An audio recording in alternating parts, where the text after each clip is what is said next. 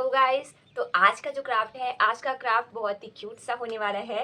मैं आपको दिखा देती हूँ क्या क्राफ्ट है, क्योंकि मैंने लास्ट वीडियो में छोटू सा सस्पेंस बना के रखा था। So I thought I should show you what have be done. तो ये हमने बनाए हैं बहुत ही क्यूट से इयररिंग्स, और पास से अगर दिखाऊँ आपको तो आप ये देखिए।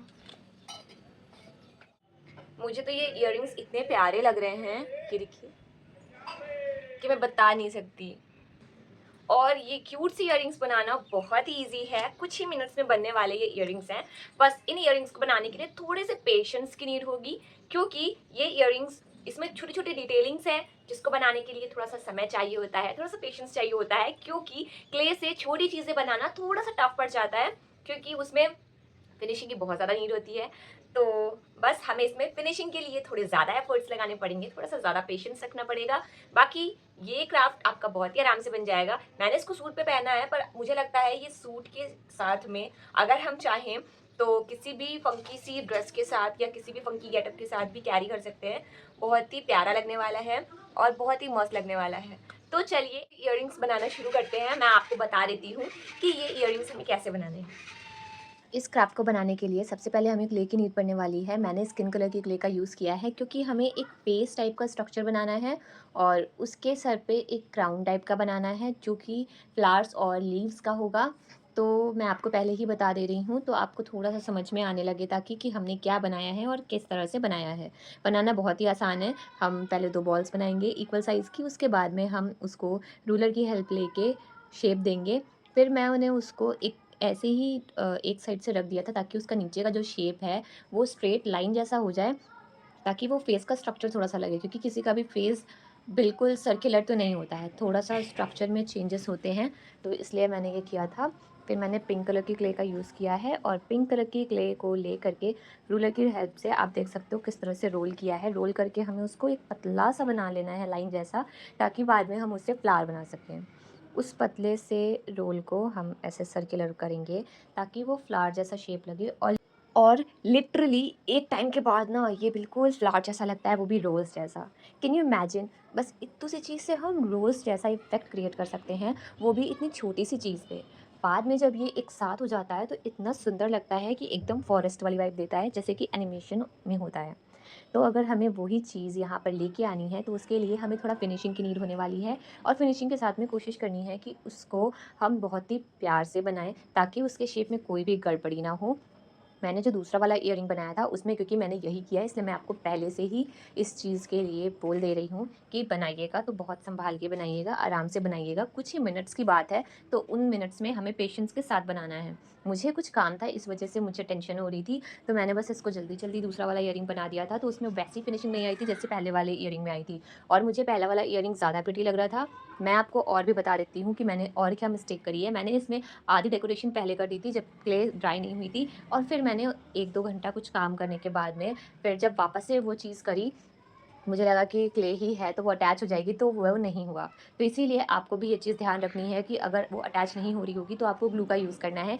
अगर आप ग्लू का यूज़ नहीं करोगे और आपको लगेगा कि वो अटैच हो चुकी है, तो भी वो अटैच नहीं होगी, या फिर अगर आप उसको इयररिंग्स को पहन करके घूमोगे ना, तो उसका जो फ्लावर होगा वो गिर जाएगा, जो कि मेरे साथ हुआ। मैं मॉर्निंग में उसको जब पहन के जा रही थी, तो वो फ्लावर ऐसे झड़ रहे थे ना, कि जैसे मैंने उसको ऐसे ही झड़ने के लिए ही लगाए हों, क्योंकि 3 से 4 फ्लावर झड़ चुके थे, तो उससे मुझे दिक्कत हुई, इसीलिए मैंने पहले ही आपको बता दिया है कि या तो उसको ग्लू से पेस्ट कर लेना, और या फिर उसमें जो भी कलाकारी करना सोच समझ के करना। मुझे रैंडम इसमें पैटर्न बनाना था, इसलिए मैंने इसमें बहुत ज़्यादा कुछ फिनिशिंग नहीं करी थी। मेरे पास समय की भी कमी थी। अगर आपके पास अच्छे से समय है, तो आप इसमें 5 से 6 अगर आप रोज़ फ्लावर्स के इफ़ेक्ट क्रिएट कर दोगे, तो ये और ज़्यादा प्रिटी लगने लगेगा।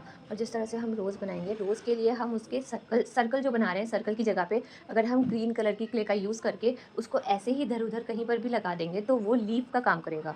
और लीफ का काम कैसे करेगा कि आप वो रोल बना हुआ है पतला-सा, तो उस पतले से रोल में आप बस रूलर की हेल्प लेके उसको एक बार पुश करोगे ना, तो वो लीफ का शेप ही दे देगा।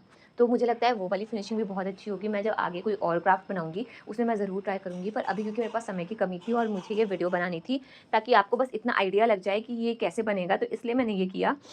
आई होप आपको समझ में आ रहा होगा कि मैं कैसे कर रही हूँ, क्योंकि बाद में मेरे पास जब 2 कलर की क्ले बची थी, मैं आपको पहले ही बता दे रही हूँ कि ब्लू और ग्रीन कलर की क्ले बची थी, तो मैंने उसको मिक्स कर दिया था। बहुत अच्छे से मिक्स नहीं किया था कि ताकि दोनों के कलर कंबाइन होके कुछ और ही कलर बन जाए, मैंने वो नहीं किया था, बल्कि मैंने उसको हल्का-सा मिक्स किया था। तो उसमें क्या हुआ कि वो एक-दूसरे से मिक्स होके ना एक वो, जैसे बहुत ज़्यादा हम टाई एंड डाई वाला पसंद करते हैं ना पैटर्न, तो वो कुछ-कुछ वैसा पैटर्न बन गया था, जैसे मार्बल्स में भी होता है कि उसमें बीच में कुछ अलग-सा कलर होता है। तो वो वाला पैटर्न बन गया था और मुझे वो पैटर्न बहुत पसंद है। तो 2 क्ले को हम हल्का-सा अगर मिक्स करेंगे क्ले में, 2 कलर की क्ले को, तो वो इस तरह का इफ़ेक्ट देगा। तो आप उससे कुछ भी क्रिएट कर सकते हो, मैं आगे ज़रूर क्रिएट करके दिखाऊँगी आपको। पर अभी के लिए मैंने उससे लीफ का ही शेप बनाया था, और लीफ के शेप को जो मैंने ये सर्कल बनाया था, उसके साइड में लगा दिया था ना, तो वो कह सकते हैं एक तरह से हेयर का इफ़ेक्ट दे रहा था या फिर लीफ का ही इफ़ेक्ट दे रहा था। आप उसको जिस भी तरह से काउंट करना चाहो।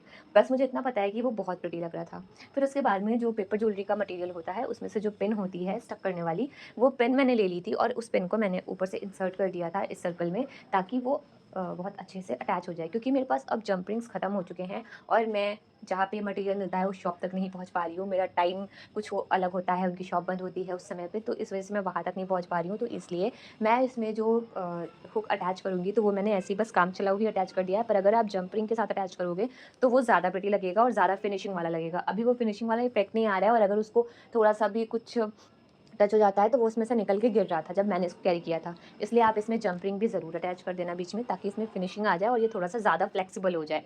क्योंकि अब जो हमारा हुक है और जो इसका ये पिन है, अगर इन दोनों को हम एक साथ अटैच करेंगे, तो ऑब्वियस सी बात है कि उसमें उस तरह का इफ़ेक्ट नहीं आएगा जो एक बीच में अगर हम कोई जंप रिंग जैसा कुछ भी मटीरियल लगा देते हैं, तो उससे आता है। तो बस उस चीज़ का ध्यान रखना है। और आई होप आपको ये वीडियो समझ आ रही होगी। अगर आपको इसमें कोई डाउट हो, तो आप मुझे कमेंट सेक्शन में ज़रूर पूछ सकते हो। मैं आपके सारे डाउट्स क्लियर करूँगी। और इसके बाद में मैंने इसमें आपको देखना होगा कि क्या-क्या किया है, क्योंकि मैंने स्केच का भी यूज़ किया था। स्केच की जगह पे आप मार्कर का यूज़ कर सकते हो, क्योंकि मुझे लगता है कि मार्कर ऐसी चीज़ है कि वो जल्दी से रफ़ नहीं होगी। पर फिर मैंने इसको बनाते हुए एक्चुअली में ये सोच लिया था कि अगर हम स्केच से बना रहे हैं, तो बना तो क्ले पे ही रहे हैं, और अगर इस क्ले पे भी पानी पड़ता है, तो ये उस तरह से नहीं रहती है जैसे पहले इसका होता है टेक्सचर। तो जब मुझे पता है कि वो ऑलरेडी उस तरह से ख़राब हो ही जाएगी, तो मैं मार्कर और स्केच का क्या ही यूज़ करूँ, क्योंकि स्केच भी वही सेम चीज़ ही करेगा। वो अगर उसमें पानी पड़ जाएगा, तो वो भी अपना छूट ही जाएगा। पर बस हमें इस पे ये ध्यान देना है कि पानी नहीं पड़ना चाहिए। अगर आप मुझे किसी और क्राफ्ट का सजेशन भी देना चाहते हो, तो आप मुझे बिना डाउट के दे सकते हो, क्योंकि मैं अभी समझ नहीं पा रही हूँ कि मुझे क्या-क्या चीज़ें कवर करनी चाहिए। मुझे जो भी क्राफ्ट समझ में आता है, मैं बस वो बना देती हूँ। पर अगर आपका कोई सजेशन मिलेगा, तो वो मेरे लिए ज़्यादा हेल्पफुल होगा। जैसे कि मुझे दीदी ने एक सजेशन दिया था एक इयररिंग्स बनाने के, जो जैकलीन मैम का एक नया सॉन्ग आया है उसके लिए। तो मैं वो बनाने का ट्राई करूँगी उस तरह से ही। अगर आपके पास भी कुछ आइडियाज़ हों, तो आप वो मुझे बता सकते हो, तो मैं भी वो भी बनाने का ट्राई करूँगी। और अब हम मिलेंगे अपनी नेक्स्ट वीडियो में। तब तक के लिए आप इसको देखते रहिए, एंजॉय करते रहिए। फिर मिलते हैं। तो आपने देख लिया कि मैंने ये इयररिंग्स कैसे बनाए थे। कुछ ही मिनट्स की चीज़ है ये बनाने के लिए।